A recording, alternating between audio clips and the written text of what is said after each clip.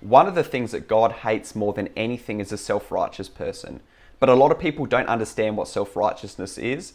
So I'm actually going to break down a couple of lies in this video, and I'm going to tell you what it means biblically. So basically, if you break down the word, it tells you what it is. Self-righteous.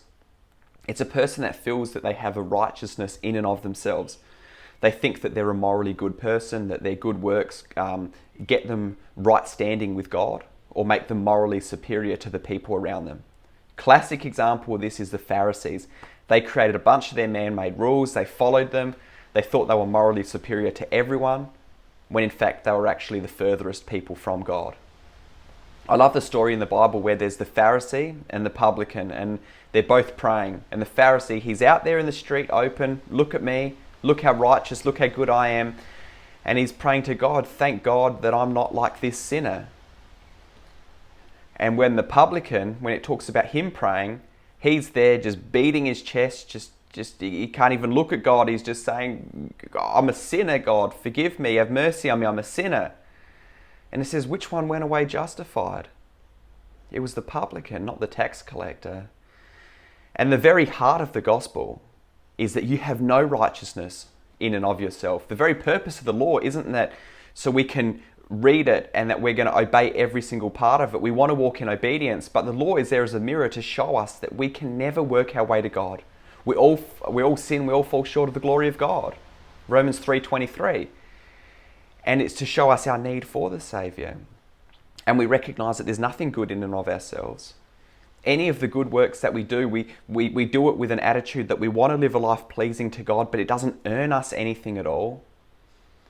We're merely unprofitable servants who can do nothing good in and of ourselves, and we need the power of the Spirit working through us to produce the fruit of the Spirit in our life and to live out the life that Christ wants us to live. So a couple of misconceptions about self-righteousness. First of all, Christians will call other Christians self-righteous. Someone might correct someone, or someone might be living to a higher standard than someone else. And people will point to that person and go, look how self-righteous that person is. They think they're so much better than us. Whereas really, they're just living in a way that they're desiring to please God to a higher standard. And the person who's not living in that way feels threatened, and they feel like they have to attack the other person and call them self-righteous in order to justify that they're where they shouldn't be, even though that person is where they should be. That's not self-righteousness. The Bible tells us that we're actually even to judge other Christians. We're to avoid hypocritical judgment, but we are to judge other Christians. And oftentimes when Christians feel threatened by the way that other people are living in the light, they'll call them self-righteous to try to just drag them back down to their level. So that's one example of what self-righteousness is not. Self-righteousness is not trying to live by a higher standard and trying to please God with all our heart. Also, one of the things that a lot of people will say, non-Christians will say, Christians are self-righteous. They think they're better.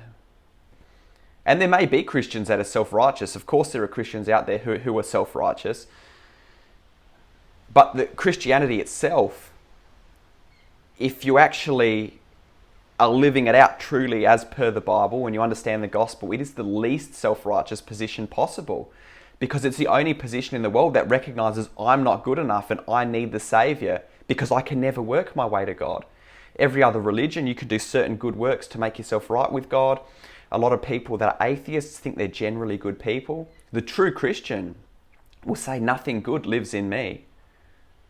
Nothing good apart from the grace of God working through me. So it's actually the opposite of self-righteousness. It's those people who say I'm a good person. When someone says that they are a good person, that's the definition of self-righteousness.